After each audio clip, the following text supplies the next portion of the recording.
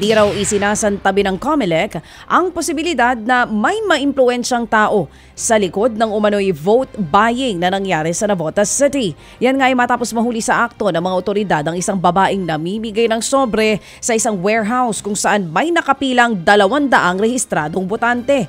Ayon sa mga pulis, nasa 300 hanggang 500 piso ang bigayan at laman ng sobre. Sa kabuuan, umabot daw ng 300 at 60,000 piso ang halaga ng mga nakumpiska. Hindi muna nagbigay ng pangalan ng COMELEC dahil gumugulong pa raw ang investigasyon sa naturang insidente.